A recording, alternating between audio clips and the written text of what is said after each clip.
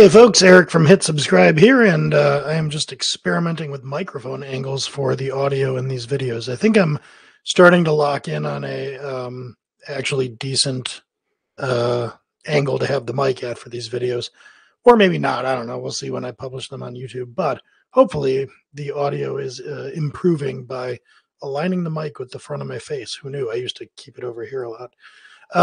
Anyway, the subject I have for you this week on the weekly Q&A series that I've been doing for a few years now is the title I have here is when should you send pricing signals?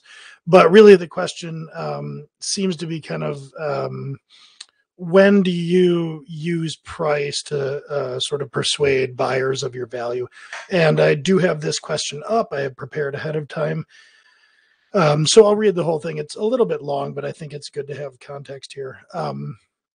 And just for that context, before I actually read the question, I wrote an article some years back called Don't Take Freelancing Advice from Freelancers, where I advise people not to nickel and dime prospects in the buying process. And what I was meaning by this is there are a lot of freelancers out there that will give you advice that is essentially like, know your worth. Anytime somebody wants to get on a call with you for half an hour, start a clock. And, you know, I think it's like magical thinking. Like if I tell people that I'm worth a lot, I am. And this leads to what I perceive as penny wise, pound foolish, nickel and diming, where you have a prospect coming in that is interested in talking to you about, let's say, a software development project that could be a six-figure project. And you're saying like, well, if you want any more than half an hour of my time, my hourly rate starts at $100 an hour. You're I think of this as bad advice, and I'll get into why I think of that. But anyway, I talked about this in the article as not being good advice. You don't want to create a bad buying experience if somebody's thinking about giving you 6+ figures over the course of a long time to do work for them, to immediately, you know, start a meter and tell them essentially, you know, I'm really concerned about money here in the short term. I don't think it was a good thing to do. So in response to this article, the person asking the question says, if or where does in your article you discuss the pitfalls of nickel and diming in quotes potential clients. Where does price signaling fit into this paradigm? If a freelancer can get work and needs to do some other tasks first, he might decide not to charge that potential customer for those jobs because he wants the business. If the time expenditure for the tasks isn't large and the potential business is reasonably large, the decision to forego charging the potential customer is in line with not nickel and diming people. However, the size of the job or the value of the business might reach a point where giving that time away may be imprudent. At what point should a freelancer or even a business start to use price signals to indicate that its resources are not unlimited? I've certainly witnessed people insist that something is essential only to drop certain requirements as soon as even a modest price is attached to them, e.g. when they no longer need to move forward with this. So the idea here, if I may summarize, just to make sure I'm communicating this properly, is you might do some stuff to win business, but, you know, is that a slippery slope to eventually giving away like too much value for free? So let me start off by saying, so I have a problem with the framing of this is really kind of what it goes down to. But I think let me get into that a little bit later and first answer the question here. So what we're really talking about is a question of how do I use price to persuade clients that something is valuable, even if they might not think it's valuable. Or it might be, how do I use price to prevent or as a deterrent to being taken advantage of? And I think the reason I'm saying I think it's one of these two questions is because I'm thinking that this is in relation to something like a client or a prospect wants to do work with you and you say, I have a discovery process I want to go through, and the client is maybe happy to do that. But if you were to then say like, well, I'm going to charge you for the discovery, like the bang, the business goes away. So there is this kind of idea baked in here of a loss leader, and that's the part I'm going to get to later. But let me answer or address these things I'm perceiving as behind the question first. So the easier one here is, how do you use price to take advantage or to avoid being taken advantage of? And my answer to that is you don't. It's not necessary. Just don't let yourself be taken advantage of. So if you do discovery and give away, advice or the discovery process for free, you're not being taken advantage of. You can draw kind of a line there and say, I'm doing, this is a sales activity. So in order to win the business, I will do sales activities with you, dear client.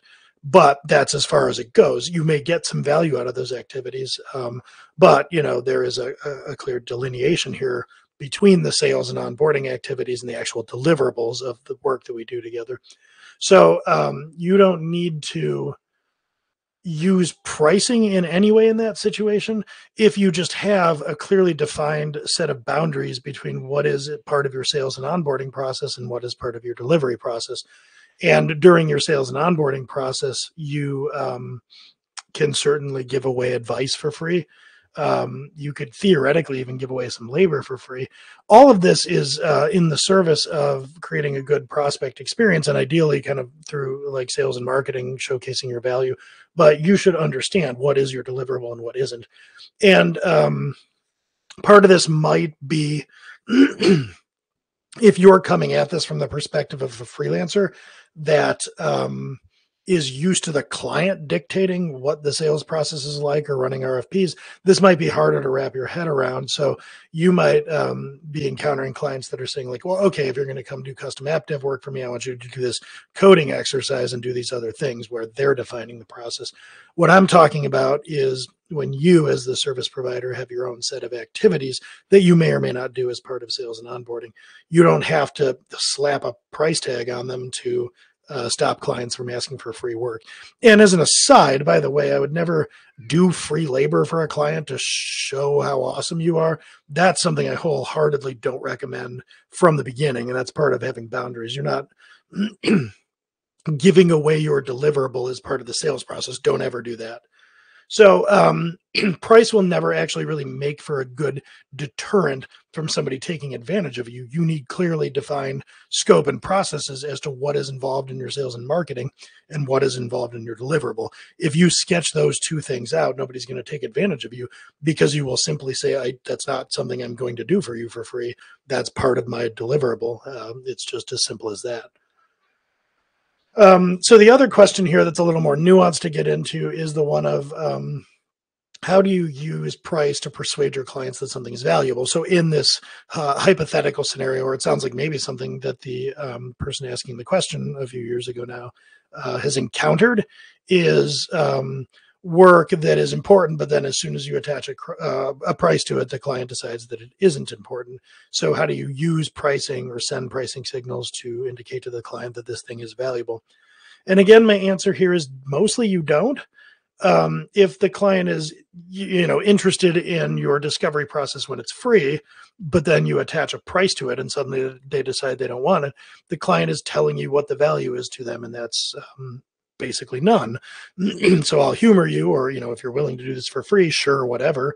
But as soon as you start charging me for it, I'm not interested in paying. The problem here, I think, in the way that a lot of people coming from like a service labor or craft type of background is you're convinced that this activity has value and you're trying to convince the client of it. The client doesn't see it, so you start to do it for free. And your expectation is that once the client sees how awesome you are, they'll start to want to pay, but that won't work. If a client isn't willing to pay for something, they're telling you they do not value that thing. So trying to finagle and negotiate with price there isn't really going to work. Pricing in general, it's hard to send signals about the value of your offering using price unless you are participating in kind of a commodified like RFP or evaluation. And what I mean is this: if you offer some unique service that nobody else in the world offers, the only thing the price is going to do, it's not really going to signal anything to your client. It's just going to set the bar for your clients or prospects to decide whether they want to do it or not. So let's say you offer some kind of unique service that helps a client or helps businesses that are struggling to find customers identify a completely new blue ocean space full of customers that they could sell that are similar. So basically, they're struggling with sales, and your magical offering somehow helps them identify a new market that would be receptive to it to go into. And let's say that for the sake of argument, you charge $50,000 for this service. When you go and you pitch that to a business that is struggling with sales and maybe about to go under, they're not if you first present it to them and say 50,000, and then they say no, and you say, okay, 30,000, they're not really making their decision on the basis of how valuable they think that is. Your pricing isn't sending a signal to them. All they're doing is asking themselves, is this thing worth $30,000 or $50,000 to me? So if you change the pricing in that context from 50 to 30,000, they're not going to reevaluate how much that's worth to them. What they're going to do instead is find it curious that you were so willing to drop your price. This, as an aside, is why I hate Black Friday sales for B2B. Like, ugh, all you're doing is telling people that your product, service, whatever info product is only actually really worth a quarter of what you normally charge. Don't do that. Anyway, I was recording this just after Cyber Monday, so I cringe whenever people do that. Anyway, if your offering is unique, then the only signals you're sending by changing your price is that you're either maybe jacking the price up to rip them off, or reducing it because you were trying to rip them off in the first place, or it's not really that valuable. So pricing signals, for this hypothetical, like, let's find you a blue ocean offering, when you tee that up as worth $50,000, the client isn't interested in arguing with you about what that price should be. The only thing they're really thinking is this worth $50,000 to me? Most people are going to say, yes, sign me up, let's go. Or they're going to say, no, I'm on the wrong side of a downward trend in terms of revenue. I can't lay out $50,000. It's not about how much they think you should charge for that exactly. I mean, they might want you to charge less, but it's about whether it's worth it to them. The exception here is if you are engaged in some kind of undifferentiated commodity process of finding clients, like on Upwork. So if you're like, hey, I'm a Rails developer, and I charge $190 an hour, well, the client's going to have a bunch of other possible Rails developers to pick from. And if all of them are choosing lower rates, you are sending a slight signal in commodified land, which is that you think you're better than the other Rails developers. And maybe the client will think that too. And maybe they'll even want to pay it because they're thinking, I want the best Rails developer in the market. But this is the same kind of thing that happens if you go into the grocery store and you see 3 unfamiliar brands of box noodles, and, they're Goldilocks type pricing. So you've got the top, middle, and bottom. If you're a bargain shopper, you're going to go for the bottom one because, you like cheap things. If you're, I want all the organic, all the good things, you're probably going to choose the most expensive one because you're using the pricing as a very quick and unscientific proxy for quality or something else that you may want. And so that's really the only context in which I can think of in a service world where you're doing service labor, that pricing sends a signal, is when you're a commodity being compared to other commodities. And there you're saying I'm cheaper, or I'm better, or probably cheaper in the long run because you pay more hourly now or whatever. So apart from that, your prices aren't really sending a signal unless you're being compared to other similar offerings. So that is the reason that I'm saying you really can't use pricing to convince the clients of the value of something. And frankly, if you try to do that, it's going to be a bad look. So let's go back to my blue ocean offering. I'm going to charge you $50,000. Let's say that I am trying to use price to send a signal. So I talk to you, or I talk to a business, and that business is saying, wow, $50,000, that sure is steep. Don't you have a lower offering? Isn't there a way you could do this for cheaper? What I'm going to try to do in that scenario when I'm trying to use pricing as a signal is I'm going to come off as whiny, and I'm going to say like, no, you don't understand. It's like so complicated and this is so value. You're going to start arguing with the client that they should pay more. Even though, remember, value is in their mind. It's what am I willing to pay to have this outcome or this thing delivered? It's subjective. It's valuable to them. So it's a hard thing to convince. When you start trying to convince them to pay you more because your work is complicated or you're good at your craft or whatever, you sound whiny and kind of like an individual contributor and not a business owner. It sounds like sour grapes, like, oh, but you don't get it. Like, I'm so good, and all this stuff that they don't care about. So to summarize here, how do you use price to persuade clients that something is valuable?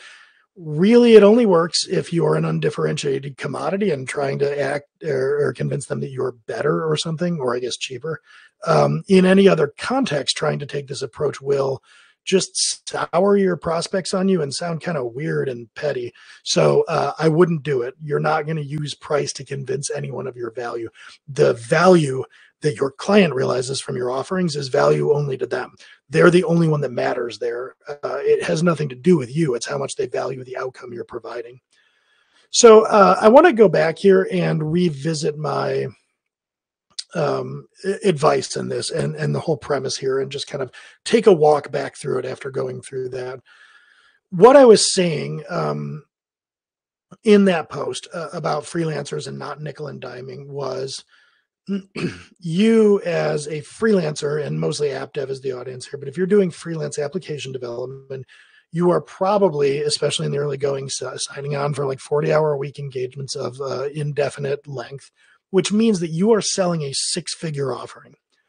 I want you to think about what that means for a moment. What is the thing in your personal life that you've bought that's worth six figures?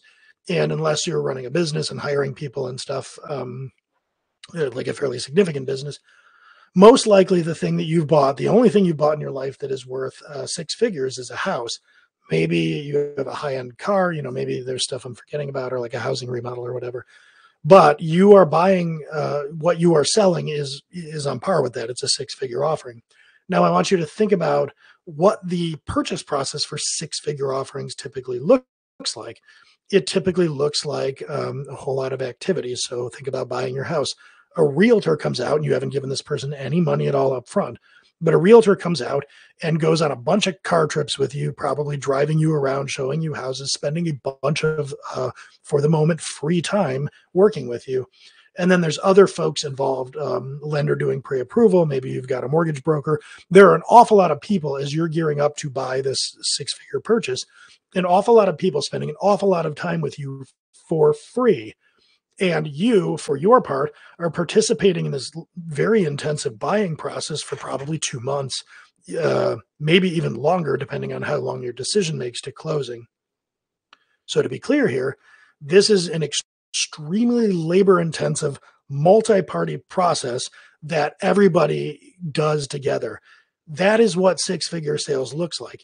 If you are selling six-figure stuff into the enterprise, as part of your normal business. And I don't mean like being a pseudo employee. That's where your price tag is putting you. But a business like Hit Subscribe does this. We sell six-figure engagements. That type of thing takes multiple calls. It might even take a site visit, or it might take a round of smaller engagements teeing up to that, which would be part of your sales process.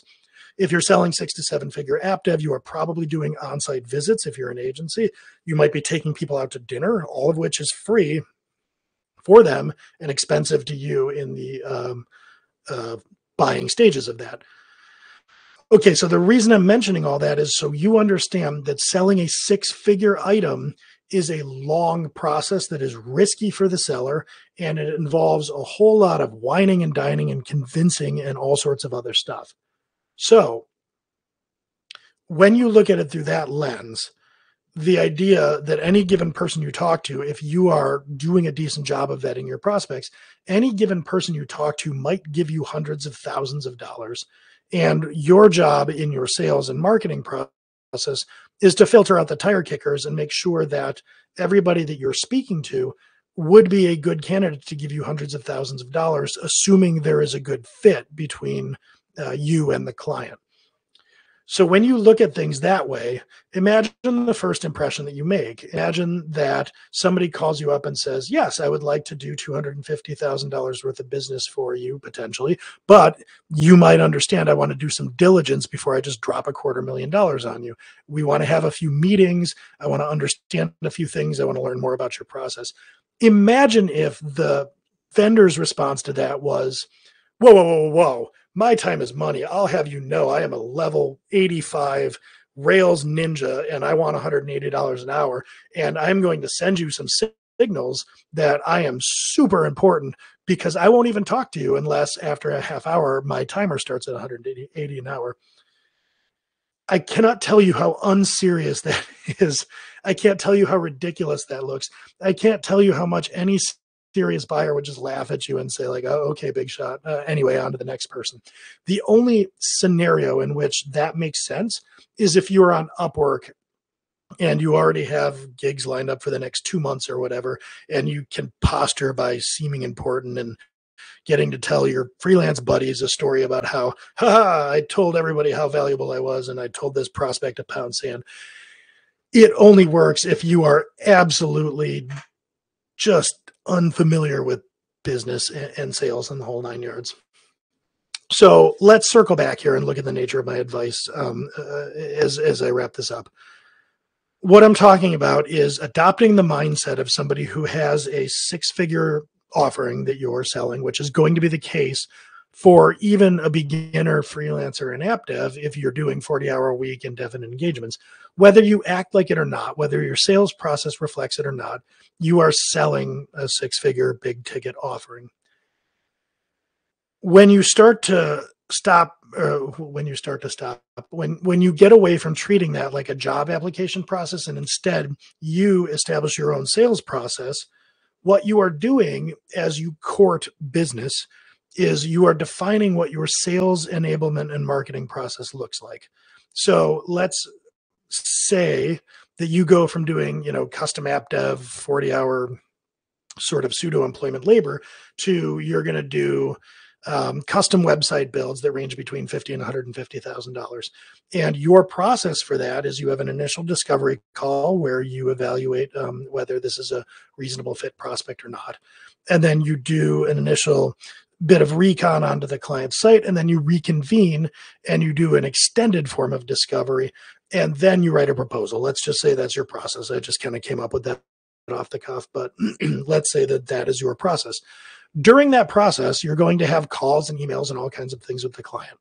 What I am talking about when I talk about don't nickel and dime them is don't during that process say, oh, well, I would give you some advice on, how to think about application development or what programming language to use, but hands off the goods. I won't tell you what the best application development language is for you because I want to bake that into my deliverable and charge you for it later. You will seem really petty. When you are going through that process, give them advice for free. If incidentally, you can look at what they're doing in discovery and say, you should not build a website for the following reasons. You need to do A, B, C, and D first. Go do those things and give me a call when you're ready. If you can talk them out of business with you, doing business with you, do it. If you can solve their problem with a half-hour phone call, do it. And the reason that you want to do all those things is because you weren't going to earn $100,000 by giving them this type of advice anyway. So who cares? If you're not going to earn your $100,000, you're not looking to earn $45 by running a timer and giving them advice. Give that advice away for free as part of your sales and marketing to impress them. Because if you impress them and you build their trust and they come to like you and like talking to you and like doing business with you, in a year, or when they're ready for that $100,000 engagement, they won't run an RFP or anything else. They'll just come back to you and do that business with you. So I guess I would close by suggesting that if you're trying to wrap your head around this idea of pricing to indicate that you're actually valuable or whatever, imagine how it would look if somebody did this to you. So I had used the example of a realtor. So imagine that you were going to go buy a new house and you contacted a realtor and asked them to show you around, and they were to say, oh, well, you have to understand, my time is money. So I want to charge you the rate an Uber would for, the time I'm driving you around. would you keep doing business with that realtor, or would you conclude that they were obviously struggling to pay their mortgage and probably never done any real estate business before? Because that's what I would conclude. I would say like, oh, okay. Um, yeah, anyway, I feel like maybe you're more of an Uber driver than a realtor, so I'm going to call a different realtor. Or imagine that you were looking at a general contractor to do a $200,000 like remodel to your home, and they came out and said like, whoa, whoa, whoa, I would offer some opinions on what the best insulation is, but my time is really money here. Like, that type of behavior for you who is considering a major purchase, you're trying to decide whether to spend $200,000 or not.